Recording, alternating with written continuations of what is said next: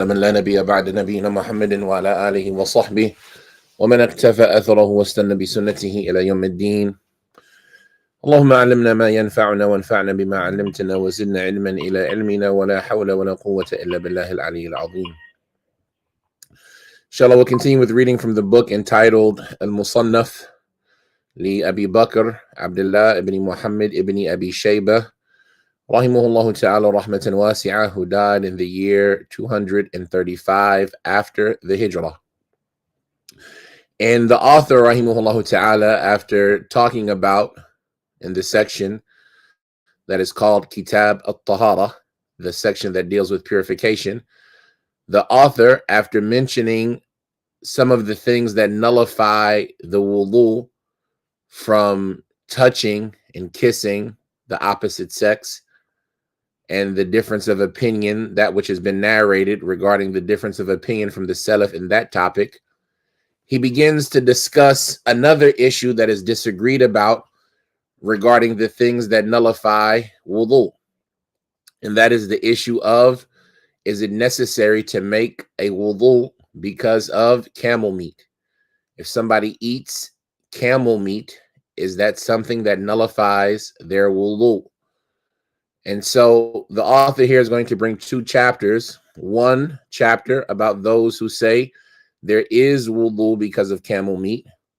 And then the next chapter, those who say there is no wudu necessary because of camel meat. And this issue, making wudu because of eating camel, the verifier, Sheikh Sa'd al-Shithri, hafidhahullah ta'ala, he says that قال أبو حنيفة ومالك والشافعي في المشهور عنه لا ينتقض الوضوء بأكل لحم الإبل، وقال أحمد ينتقض وقوله أرجح. He says that Abu Hanifa, Malik, and Ash-Shafi'i, as far as the more popular view of his, then they all say that camel meat does not nullify, or eating camel meat does not nullify one's wudu. While Ahmed, rahimahullah, he says that it does nullify the wudu. Sheikh al-Shithri, hafidhahullah, he says in his statement is more preponderant. His statement is stronger. The view of Imam Ahmed is the stronger view regarding this disagreement, according to Sheikh al-Shithri, hafidhahullah ta'ala. And so let's see what narrations the author brings from the Salaf supporting these two views. So the first chapter he mentions, he says, Fil wudu min luhum al-ibil. This chapter is regarding the wudu because of camel meat. Abu Bakr, he says, Haddathana Idris wa Abu Muawiyah. Abu Muawiyah, Muhammad ibn Khazim, right? We talked about him yesterday. He says, Haddathana ibn Idris wa Abu Muawiyah and Al-A'mash. And so we see here yesterday, that hadith we had yesterday, that Ibn Idris wasn't Ibn Idris al-Shafi'i. It's a different Ibn Idris. And so that's somebody we would have to look up to see who was known as Ibn Idris. But in any circumstance, Ibn Idris, as well as Abu Muawiyah, Abu Bakr says that Ibn Idris and Abu Muawiyah narrated to us. On the authority of Al-A'mash, on the authority of Abdullah ibn Abdullah, and Ibn Abi Layla, and Al-Bara ibn Azib, radiyallahu ta'ala anhu, قال سئل رسول الله صلى الله عليه وسلم عن الوضوء من لحوم الإبل فقال توضؤوا منه. Abu Bakr, he says that Ibn Idris, as well as Abu Muawiyah, the two of them narrated to us on the authority of A'mash, on the authority of Al-A'mash, on the authority of Abdullah ibn Abdullah, on the authority of Ibn Abi Layla, on the authority of Al-Bara ibn Azib. Al-Bara ibn Azib, the Sahabi, radiyallahu ta'ala anhu, who said that the Messenger of Allah, sallallahu alayhi wasallam, was asked about making wudu because of camel meat. And so he said, make wudu because of it. This statement of the Prophet, make wudu because of it. So this is a clear statement of the Prophet sallallahu alaihi wasallam that it's a command, tawadda'u fil amr, It's a command to make wudu because of camel meat. And like we mentioned, Ibn Abi Shayba rahimahullah ta'ala, sometimes he'll bring a hadith, even though this book is regarding, or this book is about what the Salaf from the Sahaba, the Tabi'een, and the Atba' Tabi'een said about an issue. He'll bring a hadith to show that their view was the view of the hadith. And so he brings a hadith to support those who hold this view that you should make wudu because of camel meat. He goes on, he mentions another narration. He says, حدثنا ابن علي عن حميد عن أبي العالية أن أبا موسى نحر جزورا فأطعم أصحابه ثم قاموا يصلون بغير طهور فنهاهم عن ذلك وقال من غير طهور فنهاهم عن ذلك وقال ما أبالي مشيت في فرثها ودمها ولم أتوضأ أو أكلت من لحمها ولم أتوضأ. He says, and this narration can be a little bit confusing.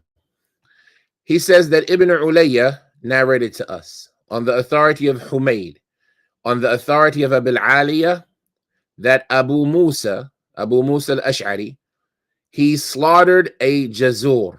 And a jazur is, if I'm not mistaken, it's a male camel. When you say al-jazar or al-jazur, it's a male camel. And there are numerous different words for camel in the Quran, or should I say in the Arabic language. And anytime something was more important, the words to express it were more abundant. And so from the things that are suitable for a student is that when synonyms of different words are used, that he goes back to the intended meaning of this word. And it might not be important, right? This narration, is it important that it's a male camel or a female camel? No. But you should know, okay, what's the difference between a jazar and an ibl and a naqa and things like this when you hear these different words for camel. والجزور وجزرت والجزور أجزرها بالضم واجتزرتها والجزور الناقة والجزورة والجم جزائر والجزر والجزورات والجزور الناقة. So that's the mufrad, الجزور. الجم كالطرق جزر وطرقات وأجزر القوم أعطاهم جزورا يقع على الذكر والأنثى وهو يؤنث لأن اللفظ مؤنث. So here Ibn al-Mandur, he says that the word jazur is applicable to the male as well as the female camel. So he says that Abu Musa, he slaughtered a jazur. He slaughtered a camel. فَأَطْعَمَهُ أَصْحَابَهُ. And so he fed his companions from that meat. ثُمَّ قَامُوا يُصَلُّونَ بِغَيْرِ طُهُورٍ.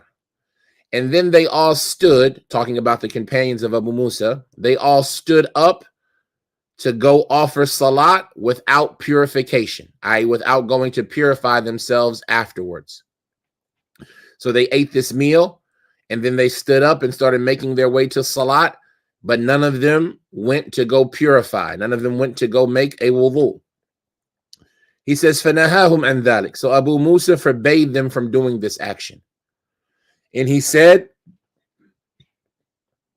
Abu Musa, he said, and this is the statement that can be confusing a little bit. He says, it doesn't matter to me if I were to walk in its farth. And the word farth is the feces and the defecation, if I'm not mistaken. The word farth is a word used to represent the excrement of an animal, right? Min bayna ad-dami wa farth, right? How the milk comes from between the excrement and the blood. Farth. السرجين ما دام في الكرش والجمع فروث والفرث الشرقين والفرث الفراثة السرقين الكرش وفرثتها. نعم. Right, that which is in its intestines and that which is inside of its stomach, right?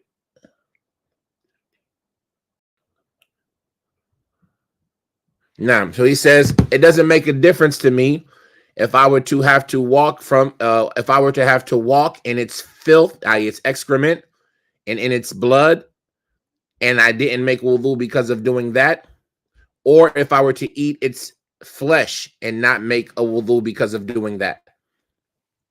So here he's saying the two things are equivalent to me. The two things are the same to me.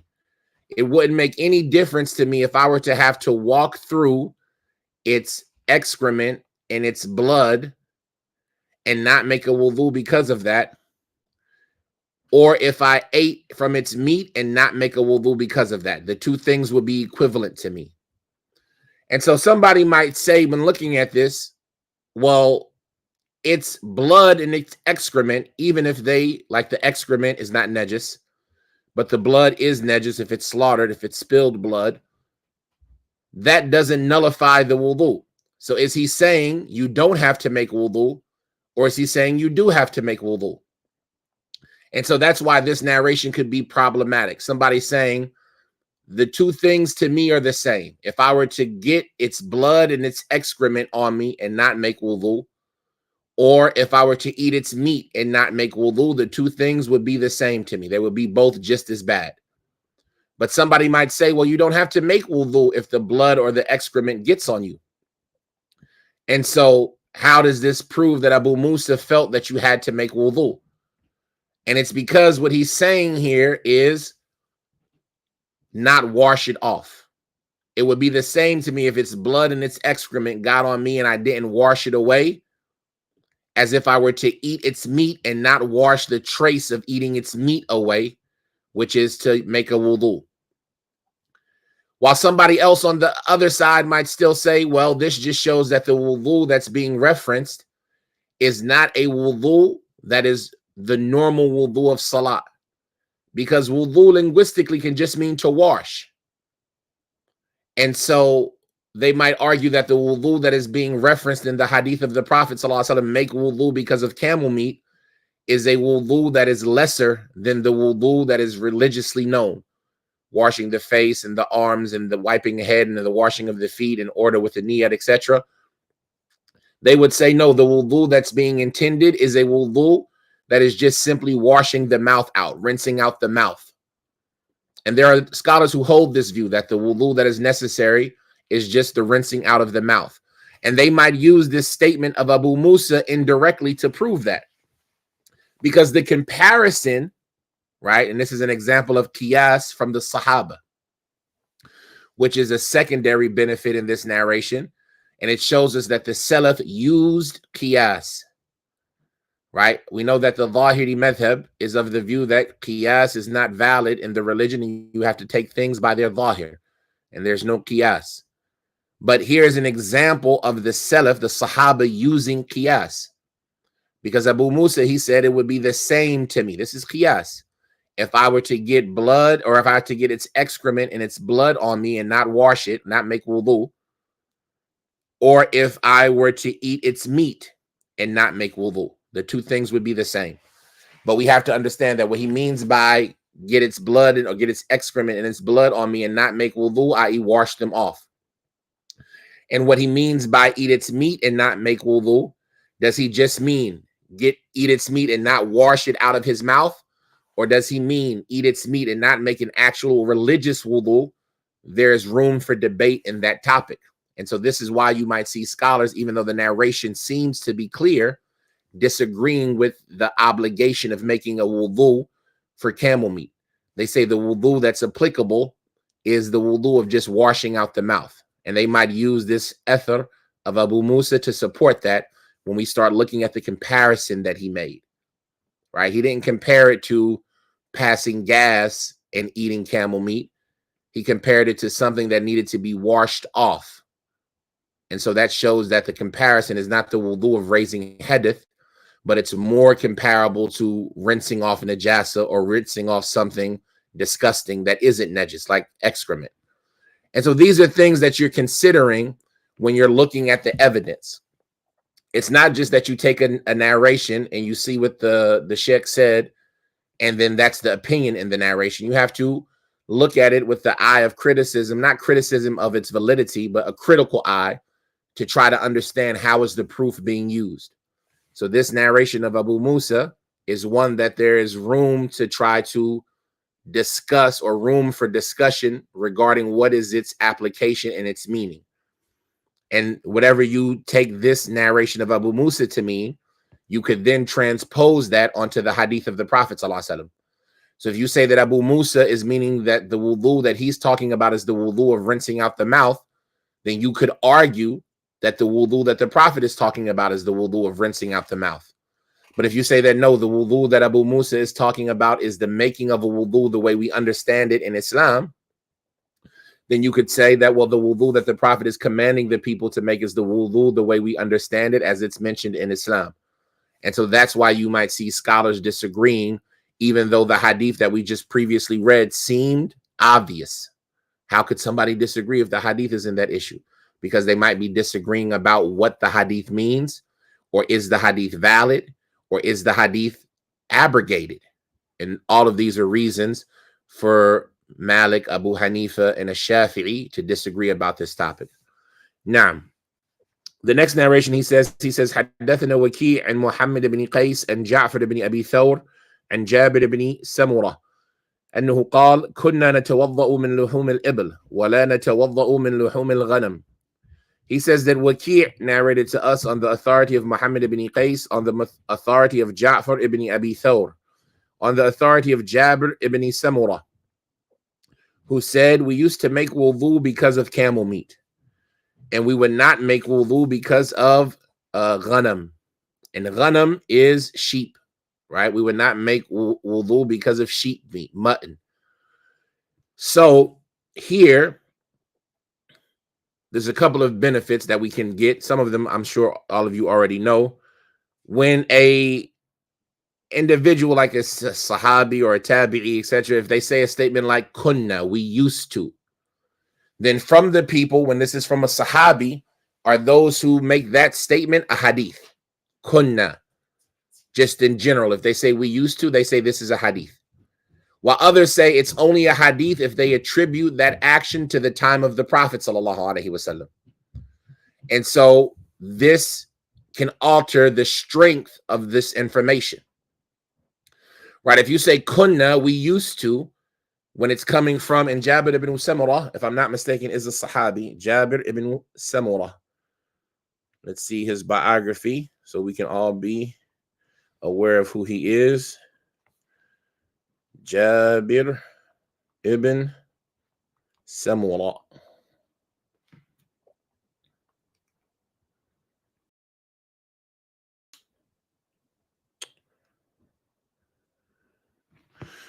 Jabir ibn Samurah ibn Junada ibn Amr ibn Jundub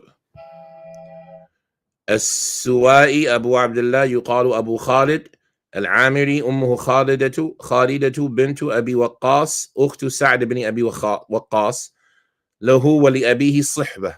Right, so he and his father Samurah ibn Junada, as well as Jabir ibn Samurah, were both companions. And Jabir's mother was the sister of Sa'd ibn Abi Waqqas, Khalid bint Abi Waqqas, Khalida bint Abi Waqqas.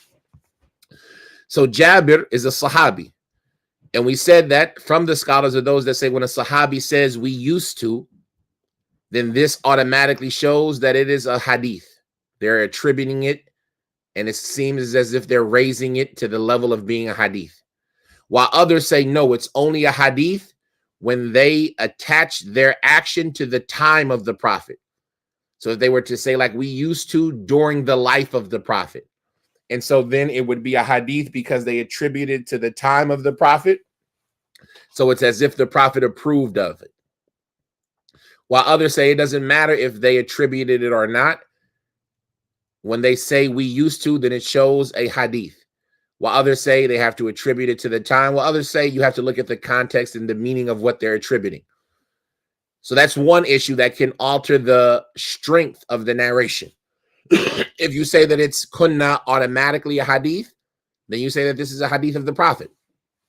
If you say no, unless they attribute it to the time, then this would be the statement of a sahabi. Then there's another benefit in this wordage. Kunna, some of them say that this shows consensus. When the Sahaba say something like we used to, if there is no known disagreement amongst the Sahaba, then this shows consensus. Because the Sahabi saying we used to shows that this was an action that they all did, and it was something that was known amongst them. And if there's no known disagreement, then that shows a consensus. That shows an ijma'. While others say no, just the fact that they say we used to doesn't necessitate it being a consensus, even if there is no known disagreement. And so that's something else that can change the strength of the information. So if you say we used to, without there being any known disagreement, supports it being a consensus, then you would say that this is something that is decided and over with. Whereas if you say, no, it doesn't support it being a consensus, then you see why there can be room for disagreement. And then another benefit from this statement, we used to, it shows consistency. And this is a benefit that is solid in this meaning.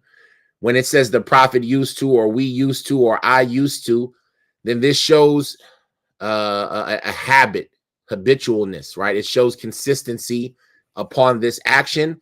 So it wasn't as if it was something that was done once or twice. So the statement of Jabir, where he says we used to make wudu from camel meat, shows that this was something that was normal and customary amongst the Sahaba. And he says, and we would not make wudu because of sheep meat, because of mutton. And so here we see that from the action of the Sahaba was to be consistent in making wudu because of camel, while making wudu because of sheep was not something that was consistent. And this type of information is something that can help you kind of reach the result of understanding what was meant by wudu. Did they mean by wudu we would wash our mouth out? Or did they mean by wudu we would make a wudu the way we understand the word wudu, like we do for salat? And so you would look at the habit of the Sahaba. Would they wash their mouth out after they ate sheep meat? After they ate mutton, would they still wash their mouth out? If you find some information that supports that, then you say that then it shows us here that the wudu that's being referenced is the wudu like for salat. But if you find out that they wouldn't wash their mouth out after eating mutton or sheep meat, then you would say that this option is still available, or this possibility is still available for the meaning of we would make wudu because of camel meat. And so this is that type of information that can help you arrive at a position or an answer regarding the decision on how to apply and understand this narration. But in any circumstance, Jabir ibn Samurah, he said, we used to make wudu because of camel meat, and we would not make wudu because of sheep meat. Abu Bakr, he says, حدثنا عبيد الله بن موسى عن إسرائيل عن أشعث ابن أبي شعثاء عن جعفر ابن أبي ثور عن جابر ابن سمرة قال أمرنا رسول الله صلى الله عليه وسلم أن نتوضأ من لحوم الإبل ولا نتوضأ من لحوم الغنم. He says that Ubaydullah ibn Musa narrated to us on the authority of Israel, on the authority of Ash'ath ibn Abi Sha'tha, on the authority of Ja'far ibn Thawr, or Ja'far ibn Abi Thawr, on the authority of Jabir ibn Samurah. So the same individual, Jabir ibn Samurah. Jabir ibn Samurah, he said that the Prophet that the Messenger of Allah sallallahu alaihi wasallam, he commanded us to make wudu because of camel meat, and he did not, and we would not make wudu because of sheep meat. The Messenger of Allah sallallahu alaihi wasallam commanded us to make wudu because of camel meat, and we would not make wudu because of sheep meat. And so this narration and its meaning is clear to the aspect that it is an obligation, and it is something that the Prophet mentioned, right? And so when we look at the previous narration of Jabir, where he says we used to, this goes and lends support for it to being a hadith of the Prophet, because he also attaches it and attributes it directly to the Prophet's statement. And when you put that together with the narration of the Bara, and we're just using this book as the reference, then it starts to give you a lot of strength. Likewise, the action of Abu Musa. The only argument based on the information in front of us would be, well, what is the meaning of wudu? Does wudu mean the wudu like for salat? Or does wudu here mean washing your mouth out? And by default, if you're a Muslim and you hear the word wudu, your mind automatically goes to a wudu like the wudu for salat. And so that would be the default until you find some type of proof that might make you lean towards saying, well, you know what? He must have been talking about washing his mouth out and not the actual physical wudu. And so like this is how you take the information and apply it until more information comes. So that's the end of the chapter regarding those who said you do make wudu because of eating camel meat. And like we said, in this issue, there is a hadith of the Prophet ﷺ, and it's been attributed to a large number of Sahaba by the statement of Jabir ibn Samurah. Abu Bakr, he says, "Man kana la yatawadda'u min luhum al-ibl." This chapter is about those who would not make wudu because of camel meat. Those who would not make wudu because of camel meat. He says, "Haddathana A'idh ibn Habib and Yahya ibn Qais. قال رأيت بن عمر أكل لحم جزور وشرب لبن إبل وصلى ولم يتوضأ."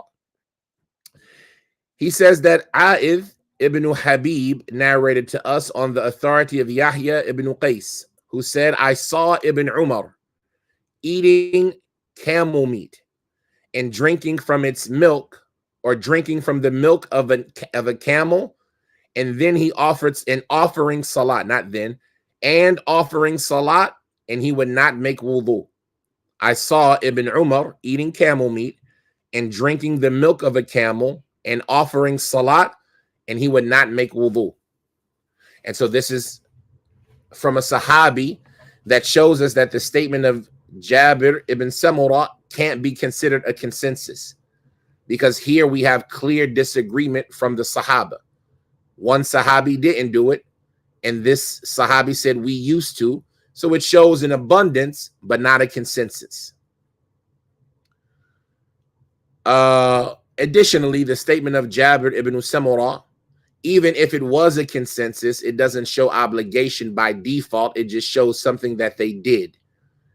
But when you put it together with the hadith of Bara and the hadith of Jabir himself, that's when it begins to show obligation. But in any circumstance, the narration of Ibn Umar is mentioning that he would not make wudu because of camel meat, nor would he make wudu because of camel milk, which is another question, right? When Allah talks about the meat of something, does the milk get the same ruling? So, for example, Allah makes it haram for us to eat the meat of pigs. What about drinking pig milk? Right? That's not the word that Allah used. Allah used the word in the meat of pig. Right? وَلَحْمُ خِنْزِيرٍ, the flesh of pig. And we know that similar to the flesh is the fat and the tendons and the nerves and the muscle. But what about the milk? Right? The milk is not the pig. So is it permissible to drink? And we all know we would say the answer is no, because it's najis. But what about the camel milk? If the milk of the pig is najis because the pig is najis, does the camel milk break wudu because the flesh breaks wudu? Or is the pig's milk najis because of the proximity to the najis meat and flesh, while the camel's milk doesn't break wudu because it's not the actual flesh? And so all of these are principles that we use when we start talking about doing qiyas and comparison. And the reason why we're focused somewhat on it today is because that's what today's class was at school. The children were learning how to do comparison on a small level. And so these are just techniques that we should be developing, right? When I'm looking at him saying he would eat camel meat, I say, okay, that's obvious. And drink camel milk. That should make you say, wow, I didn't even think about that issue. If the camel meat forces me to make wudu, then does camel milk break wudu as well? Is it similar to why pig's milk is najis or haram? Or is there a difference? Can I compare the milk and the meat to each other in their rules? Anyway, Ibn Umar, he would eat camel meat and he would drink camel milk and he would offer salat and he would not make wudu. And so this is the view of some of those. This is what they adopt by saying you don't have to make wudu. And by itself, if it's the action of Ibn Umar, then Ibn Umar was a known worshiper and a devout, pious Muslim. But if the hadith is authentic, then which one do you take? Do you take the action of Ibn Umar and say he must have known something? Or do you default and say, well, the Prophet said in the action of Ibn Umar, I can't take that over the hadith. And like this, we know the madhab or the minhaj of Ahl Sunnah. He says, حدثنا حفص عن ليث عن طاووس عن عطاء ومجاهد أنهم كانوا لا يتوضؤون من لحوم الإبل وألبانها. He says that Hafs narrated to us on the authority of Layth, on the authority of Tawus and Ata and Mujahid. Tawus, Ata, and Mujahid, all of them are students of Ibn Abbas, the scholars of Mecca and Yemen of their times. All of them used to not make wudu because of camel meat or its milk. So all of them consistently and habitually, constantly would never make wudu because of camel meat or camel milk. And these are three imams of their time. All right? So this is showing you that even though there was a hadith, obviously we have to start looking at that hadith and say, well, why would these scholars go against it? Was the hadith inauthentic? Was the hadith weak? Does the hadith have a different understanding? Maybe wudu doesn't mean wudu. Maybe wudu means simply washing. Is this hadith abrogated? Did it used to be the case and then the affairs were changed? Because these imams like Ibn Umar and these tabi'een like Ata, Tawus, and Mujahid, who are students of Ibn Abbas, which it implies that that information they got it from Ibn Abbas, wouldn't make wudu because of camel meat. And we said that Shafi'i and Malik and Abu Hanifa wouldn't make wudu because of camel meat. This is a large number of scholars, even though there's a hadith in it. So we have to start looking and asking ourselves, well, why? And that's where the research of the that we're learning how to develop our skills in, grading narrations, understanding narrations, understanding how the Salaf viewed these narrations and applied them. These are things that help us reach our answers. And it's not just something because you read a hadith or the sheikh said a hadith that you now know the answer to this topic. It requires research. It requires understanding. It requires effort into extracting the proper meaning. Now, Abu Bakr, he says, حدثنا وكيع and Sufyan and Jabir and Abi Sabura and Nakha'i أن عمر بن الخطاب أكل لحم جزور ثم قام فصلى ولم يتوضأ. Right, he says that Waki' narrated to us on the authority of Sufyan, on the authority of Jabir, on the authority of Abi Sabura and Nakha'i, who said that Umar ibn al-Khattab ate camel meat and then he stood up and then prayed and he did not make wudu. So this is important. Umar al-Khalifatul Rashid, al-Faruq, the close companion of the Prophet ﷺ, would not make wudu because of camel meat, right? Does a person make the argument that how could Umar miss this hadith? He didn't make camel meat. Isn't it likely that he would have known? Or does somebody make the argument that Umar, in spite of his righteousness and his status, was still a human and might not have known this hadith? And so therefore we have to take the hadith over the action of Umar when the hadith is authentic, which is what I would lean to. And so like this, you see how the people are developing their schools of thoughts and their identities when it comes to applying religious verdicts and getting answers to issues. But this is Umar that wouldn't make wudu. Somebody might say, well, that's just one person. And even though he was a righteous person and a great person and from the best people, the second of the best people, he could miss something. So maybe he never heard this. Look at the next narration. It says, حدثنا وكيع عن شريك عن جابر عن عبد الله ابن الحسن أن عليا أكل لحم جزور ثم صلى ولم يتوضأ.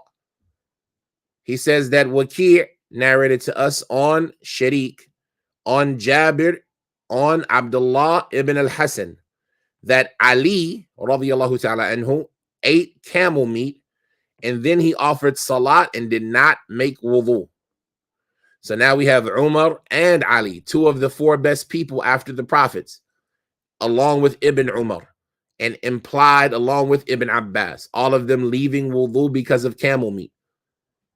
While we have these two hadith and the action of Abu Musa saying to make hadith because of camel meat. Likewise, the action of the Sahaba that Jabir ibn Samurah is implying. But we also have the issue of, well, does their meaning of wudu mean the wudu that you make for salat, or does it mean wash your mouth out? And is the wudu authentic, or is the hadith authentic? And is it still applicable, or is it abrogated? Or is the command a suggestion and not an obligation?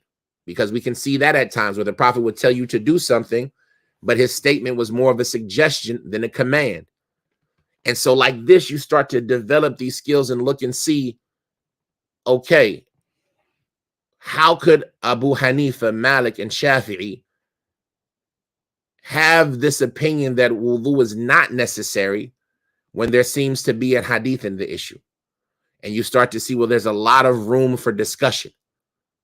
And even though a person like myself, for example, and I'm probably more Hanbali than anything else, I would err on the side of the hadith. And so I make wudu because of camel meat. I can see how a person can start to question the veracity and the validity of that opinion and start to challenge it. But for me, as long as there's a hadith and as long as it's valid, with the hadith that we mentioned on al-Bara is valid, it is sahih, then you got to go with it. But you can see how people could disagree.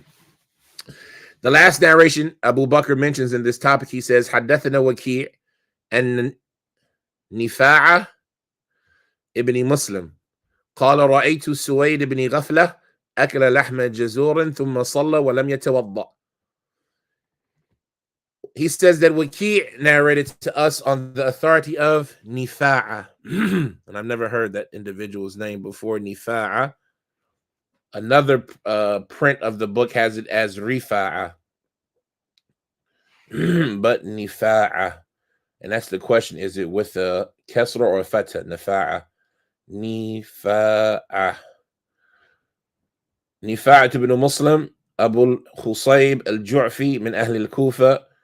يروي عن سويد بن غفلة أنه كان يصلي الظهر بالهاجرة إذا زالت الشمس فبعث إليه الحجاج فسأله عن ذلك فقال صليتها مع عمر بن الخطاب وروى عنه وكيع وأهل بلده. So Suwaid, I'm sorry, Nifa'a, and I'm still assuming it's with the Kesra because they didn't comment on it. And he used to narrate on Suwaid ibn Ghafla, who was from the Tabi'een, if I'm not mistaken. Suwaid ibn Ghafla.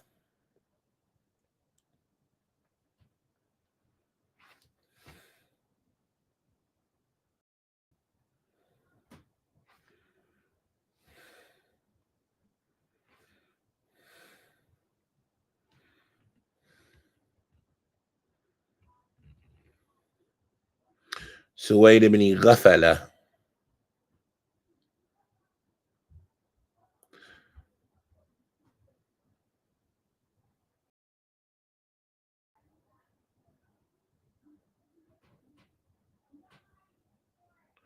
Yeah, Suwaid ibn Ghafala, he was Mukhadram, an individual who was born the same year as the Prophet ﷺ, but he never met the Prophet. He arrived in Medina.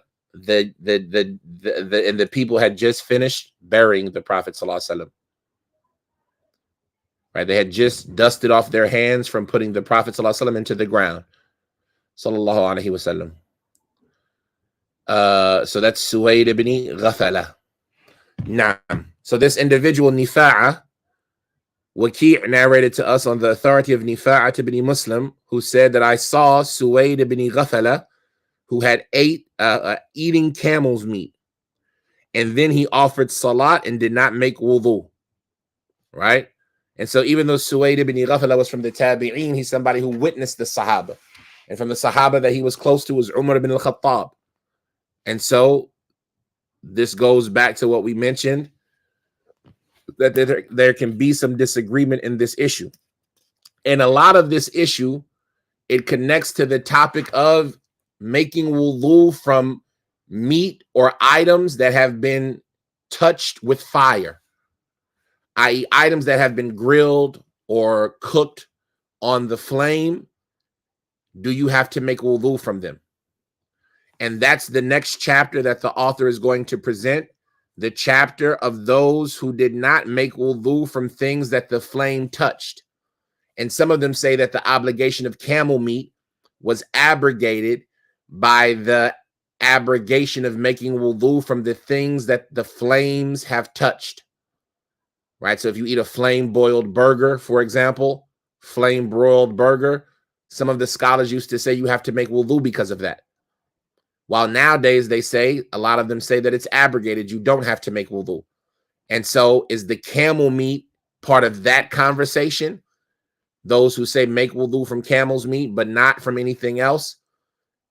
Or are they saying no, they're saying make wudu from camel's meat because it was touched by the flame? And even though the narrations of people like Abu Musa and Jabir, or should I say Jabir ibn Samurah, show us that there's a distinction between camel and sheep meat, that is how some people frame this conversation. We did miss one narration from the chapter of those who said you don't have to make wudu because of camel meat. Abu Bakr, he says, حدثنا وكيع and Sufyan and Mansur and Ibrahim أنه قال ليس في لحوم الإبل والبقر والغنم وضوء. And so this is Ibrahim al-Nakha'i. Abu Bakr, he says that Waki' narrated to us on the authority of Sufyan, on the authority of Mansur, on the authority of Ibrahim. And this isnad is a lovely isnad, right? This isnad, when you hear this isnad, it's the isnad for the people of Kufa. Waki'. And they used to say about Imam Ahmed, he was the most comparable person to Waki', his teacher. And Waki' was the most comparable person to his teacher, who was Sufyan. And Sufyan was the most comparable person to his teacher, who was Mansur. And Mansur was the most comparable person to his teacher, who was Ibrahim, and Ibrahim al-Nakha'i. And so this isnad is a real good one. And Ibrahim was the most comparable people to Al-Qamah, who was his teacher. And Al-Qamah was the most comparable people to Ibn Mas'ud, who was his teacher.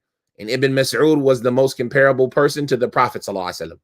And so this isnad is the isnad of the people of Kufa, right? If you want to see one of the better isnads from the people of Kufa, it's Waki' on Sufyan, on Mansur, on Ibrahim, on Al-Qamah, on Ibn Mas'ud. But this narration is stopped short of Al-Qamah. It's just Waki' on Sufyan, on Mansur, on Ibrahim, who said there is no wudu necessary because of camel, cow, or sheep meat. There's no wudu necessary. So Ibrahim narrated this and he applied it to all the meats. And so we see how some of them distinguish between the meat while some of them don't. In any circumstance, that's the end of that chapter. And so we've exited from that chapter without a solid answer. Is wudu necessary because of camel meat or not? There are two opinions. And even though the opinion that says, yes, you do have to make wudu has a hadith in that issue, there's still room for debate. And it's not room for debate because you can debate a hadith. La, kalla wallah. But instead, the room for debate is in understanding what is meant by that hadith. Is that hadith, because if we say it's authentic, does the wudu mean the wudu like for salat, or does the wudu mean washing out your mouth? And if it means like the wudu for salat, is it an obligation or is it a recommendation, right? That it's mustahab instead of wajib. And if it is wajib, then is it still obligatory or has it been abrogated? Has there been a rule change? And once we flesh out all of those conversations, at that point in time, we will have our result. And for this reason, you find from the scholars like Imam Ahmed, the minority in this issue, holding the view that making wudu because of camel meat is something that is necessary. And Allah knows best. Wa sallallahu wa sallam wa barak ala abdihi wa rasulihi nabiyyina Muhammad wa ala alihi wa sahbihi wa sallam wa subhanaka Allahumma bihamdik ashhadu an la ilaha illa ant astaghfiruka wa atubu ilayk. Assalamu alaikum wa rahmatullahi wa barakatuh.